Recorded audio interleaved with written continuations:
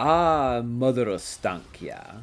I think the part about this new expansion I like the best is that Kislev is finally getting some units that aren't bears. Even though some of the new units are literally just bears. Mother Ostankya herself also has quite the challenge in the Realm of Chaos campaign, which I'll explain in this video, as well as to how to overcome it. First off, the biggest problem you'll face in this campaign is that your starting position is, well, not great. You start off in a minor settlement, which is already a problem, as it limits your growth early on, and you'll have to fight your way north past every settlement in the province occupied by coordinate demons to get to the major settlement. This slows you down, which the AI will take advantage of. These early battles are luckily not that hard, and that's primarily because Mother Ostankya starts off with a fantastic selection of units. Akshina Ambushers are an excellent ranged unit that will rip apart most units with their armor-piercing projectiles. Giant spiders will likely form the bulk of your forces for most of the game, as they are both great defensively due to their good armor values and poison attacks, and offensively due to their high speed and armor-piercing attacks. While things in the woods and incarnates will pretty much rip everything to shreds that your spiders are keeping occupied. On top of those great new units, Mother Ostankya herself is an amazing demon hunter, as she acts as a magical artillery piece while also giving every unit in her army magical attacks. This goes for both melee and ranged, so honestly, most demon factions don't stand a chance against her, even with a massive advantage in numbers.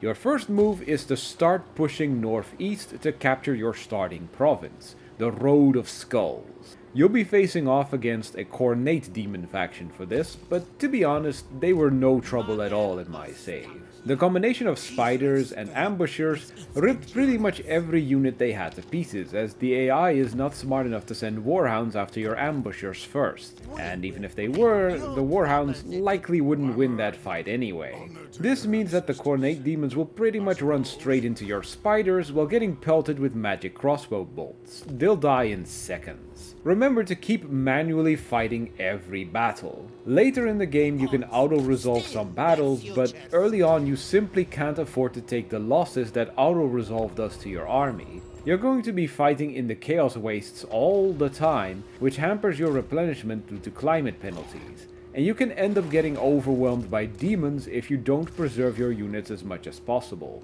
In addition, try to build up your special resource, Spirit Essence. Mother Ostankya gets quite a few special technologies that cost a bunch of Spirit Essence to unlock, but gives you huge buffs to your woodland critter units for each one you unlock. You'll want to keep enough Spirit Essence on hand to research these as soon as possible, because they'll make a big difference on the battlefield.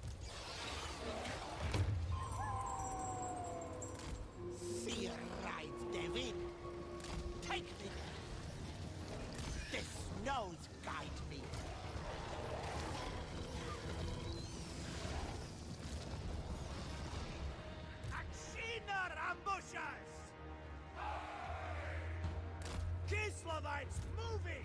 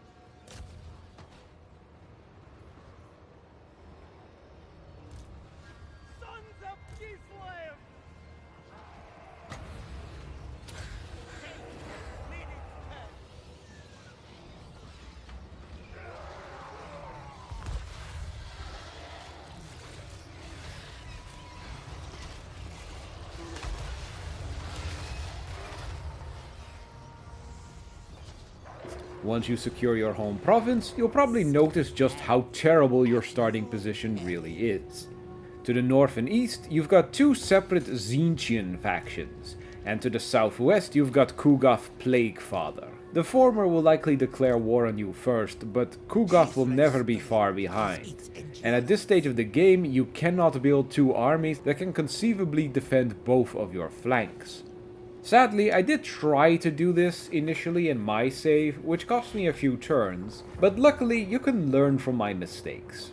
In order to get out of this situation, we have to recreate our front line somewhere where Mother Ostankya can easily defend her money-producing settlements. I opted to go northeast, fighting Kairos Fateweaver until his faction was completely destroyed and conquering his home province of the Eastern Steppes. While this severely hurt my income in the short run, it ended up with me having one less enemy faction to defeat and owning a major settlement and two towns wedged into the corner of the map.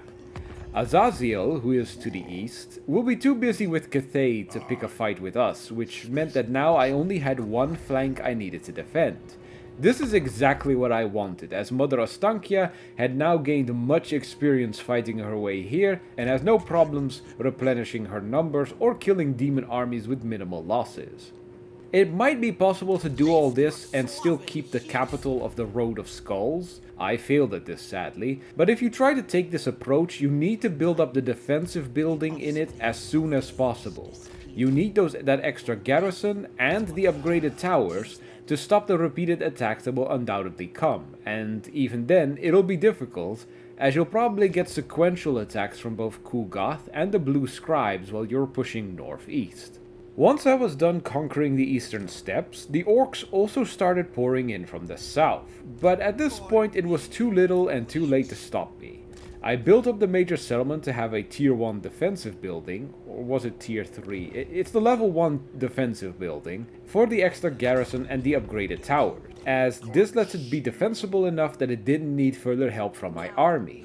And then I started pushing out to capture some territory from the orcs in the Road to Damnation. Building up speed at this stage of the game is critical, as the AI will continue to tech up while you're lagging behind. The big reason I did not conquer the capital in the Road to Damnation on my way to the Eastern Steppes is because at the time I was passing it, it was under the control of a neutral ogre faction. You don't want to pick unnecessary fights at this stage of the game, because the AI will unreasonably focus you before anything else. But since the orcs conquered it and then declared war on me, I figured this was a great time to take it for myself. For reference, the capital of this province, the most southeastern city, but you might not see it because while the ogres control it, it kinda just looks like a regular small town. While the orcs offered me peace several times after I wiped out their armies and took this major settlement, I decided to turn down all these offers until I conquered most of the Road of Damnation. After that, I didn't mind making peace with the orcs, as I now had full control over this province, and I wanted to focus on the demons anyway. However, now we have an issue. Kugoth is continuing to attack us from our old home to the west, while the Blue Scribes continue to assault us from the northwest across the river. This river between these two provinces will make it impossible for Mother Ostankya to respond quickly to attacks from the south, so I needed to set up a situation where Kugoth could not easily conquer my new territory while I killed off the Blue Scribes. To this end, I conquered only the capital city of the Road of Skulls, which I lost earlier, and then built up its defenses so it could stand up to repeated sieges. This effectively blocked off Kugoth's access to my more vulnerable towns, as the AI insisted on sieging that city before anything else. With a defensive building and this capital upgraded as high as it will go, Kugoth will struggle to conquer it, as Kislev is traditionally amazing at weathering sieges on the battle map. After securing that settlement, I sent Mother Ostankya north to fight the Blue Scribes. It would take several turns for her to properly kill off that faction, and Kugoth will continue to siege our new fortress city. Luckily, he'll always opt for direct assaults, which puts you at a huge advantage. I'll upload a separate video for you with an example of such a siege and how I won it. The Blue Scribes don't really stand a chance against Mother Ostankya's forces, so she'll just wipe out one army and or settlement after another. Once she's conquered all that territory in Kedatha, she'll go around the bend through the mountains and attack the Sunken Sewers, Kugoth's capital. This will draw a great deal of the Plague Father's forces to the west and relieve the forces holding the Road of Skulls. This will also give us an opportunity to finally build a second army without crippling our economy. At this point we can crush Kugav's forces in a pincer movement. While Ostankya ruins his backyard, our new boyar will attack from the east. This should not be a difficult conquest, since at this point we own a ton of territory and Mother Ostankya has no real opposition anymore. Once Kugav has been driven from the Materium, the rest of the game is relatively easy if slow going. In order to achieve Mother Ostankya's campaign victory condition, you need to keep spending her special resource, Spirit Essence, to unlock new quests. Once you complete all 5 quests to get her 5 hexes, she gets one last quest to unlock her final hex. That will win the campaign for you. To get more Spirit Essence, all you really need to do is fight more battles, conquer more territory, make sure that your territory is free of corruption, and do whatever quests the AI happens to give you.